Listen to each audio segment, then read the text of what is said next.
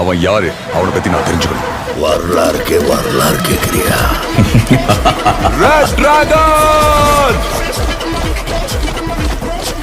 சொல்ற கேள.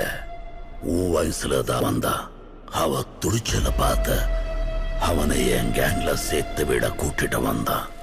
மெட்ராஸைச் சேர்ந்த அஜித்குமார் எனும் ஒரு அழகான இளைஞனை முக்கிய வேடத்தில் நடிக்க வைக்க முடிவு செய்தனர். முதல் படத்திலேயே தமிழ் சினிமா சிவப்பு கம்பளம் விரித்து விடவில்லை. அது எவ்வளவு பெரிய தப்புன்னு ஏகே ஒரே நாள்ல எனக்கு புரிய வச்ச. இன்னைக்கு எவ்வளவோ ப்ரமோஷன்ஸ் பண்ணி கூட படம் ஓரளவுக்கு ஓடுது. எந்த ப்ரமோஷனும் இல்லாமல் சூப்பர் ஹிட் கொடுக்கறது அஜித் தான். இது எம்ஜிஆர் ரஜினிக்கு அப்புறம் இவரால் தான் முடியுது. சரி, நீங்க சொல்றதெல்லாம் லோக்கல் பாம்பே சம்பவம். அவன் இந்தியால வேணா பெரிய கேங்ஸ்டரா இருக்கலாம். இந்நேரம் சைமன் ஏகேவை முடிச்சிருப்பான். கொஞ்சம் பின்னாலே பாருங்கண்ணா. ரஜினியின் பேட்ட படத்தை பின்னுக்கு தள்ளி அஜித்தின் விஸ்வாசம் திரைப்படம் தமிழகத்தில் வசூலில் முதலிடம் பிடித்துள்ளது. கொள்ற அளவுக்கு தைரியம் வந்துச்சாடா? சைமன், நீ எவ்வளவு பெரிய இன்டர்நேஷனல் கேங்ஸ்டர், ஒரு லோக்கல் ஏகே பார்த்து இப்படி பயப்படுறியடா? யார்டா லோக்கல் கேங்ஸ்டர்?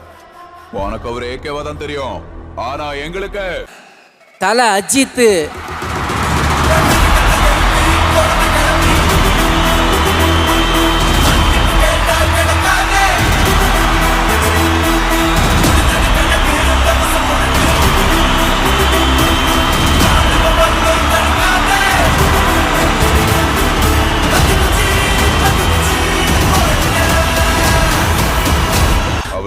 பார்த்து கொரியன் கேங்ஸ் அவர் பின்னாடியே வந்தாங்க. அங்கதான் ஏகேன்ற ஒருத்தர் டிராகனா மாறினாரு.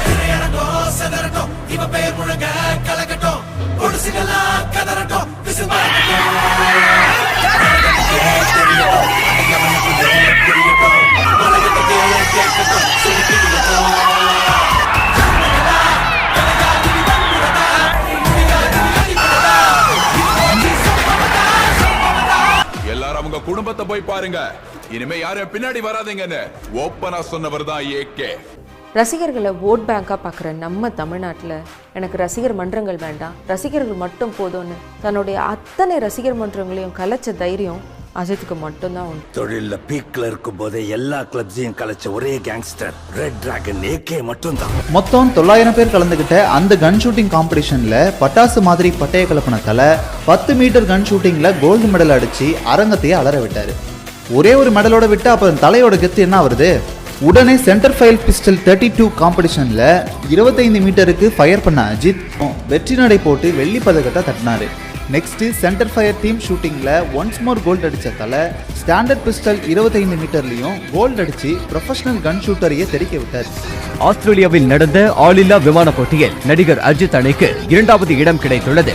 சென்னை அண்ணா பல்கலைக்கழகத்தின் MIT-யில் ஏரோநாட்டிக்கல் பயிலும் மாணவர்கள் ஆளில்லா விமானங்கள் குறித்து ஆய்வு செய்ய தக்ஸா எனும் குழுவை உருவாக்கினர். இந்த குழுவின் ஆலோசகராக நடிகர் அஜித் நியமிக்கப்பட்டுள்ளார். ஆஸ்திரேலியாவின் குயின்ஸ்லாண்டில் நடந்த ஆளில்லா விமானங்களுக்கான போட்டியில் தக்ஷா குழு பங்கேற்றது. இந்த போட்டியின் இறுதிச் சுற்றில் 8 நாடுகளைச் சேர்ந்த 11 குழுக்கள் தேர்வான நிலையில் அஜித் ஆலோசகராக இருந்து வழிநடத்திய அந்த குழுவுக்கு அந்த சர்வதேச போட்டியில் 2வது இடம் கிடைத்துள்ளது. போட்டோக்கு போஸ்ட் பண்ணா மட்டும் இல்ல, போட்டோ எடுத்தாலும் தல அஜித் எவ்வளவு அழகா இருக்காரு தெரியுமா? பாருங்களேன், blue colour t shirt, cream colour shorts, செம்ம ஹேண்ட்ஸம் இல்ல? கார் பந்தய முடிவில் அஜித்குமார் ரேசிங் அணி 24 மணி நேரத்தில் மொத்தமாக 568 லேப்கள் காரை இயக்கியதோடு 26 முறை காரை நிறுத்தி உள்ளனர். இதன் மூலம் அஜித்குமார் அணி 3வது இடம் பிடித்து அசத்தியது. அணியின் உரிமையாளரான அஜித்குமார் கையில் தேசிய கொடியை ஏந்தி சக ஓட்டுநர்களுடன் உற்சாக கொண்டாட்டத்தில் ஈடுபட்டார். இதில் GT 992 பிரிவில் களமிறங்கி நடிகர் அஜித்குமார் அணி 3ஆம் இடம் பிடித்து சாதனை படைத்துள்ளது. இதனைத் தொடர்ந்து பரிசு வாங்க மேடையேறிய நடிகர் அஜித் இந்திய தேசிய கொடியுடன் சென்று பரிசை பெற்றார். இந்த காட்சியை அவருடைய ரசிகர்கள் சமூக வலைதளங்களில் பதிவிட்டு தங்கள் மகிழ்ச்சியை வெளிப்படுத்தி வருகின்றனர். சர்வதேச அரங்கில் இந்தியாவுக்கு தொடர்ந்து பெருமை சேர்க்கக்கூடிய வகையில் நடிகர் அஜித்குமார் நடிகர் அஜித்குமாருக்கு பத்மபூஷன் விருது வழங்கப்படும் என அறிவிப்பு வெளியாகி இருக்கிறது. இருக்கிற வரையில எவனுக்கு முடிவுன்னு தெரிஞ்சுக்க வழி இருக்கா? இவன் பறக்கிற திசையில தெரிகிற எதிரிய முடிச்சிட்டு மன்னவன் போல் சிரிப்பான்.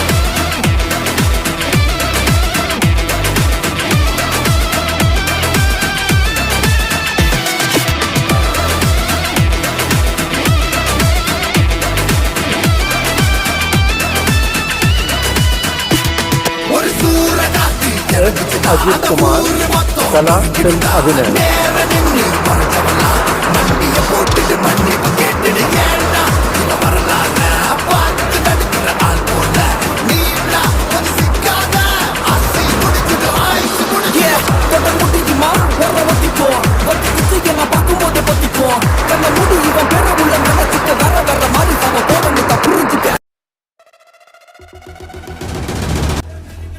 விட்டுட்டு போன பவரை புடுங்க வந்திருக்கானோ? ஒரே தலை, நான் ஒரே தலை. தலை இருக்கும்போது வாழாடக்கூடாது.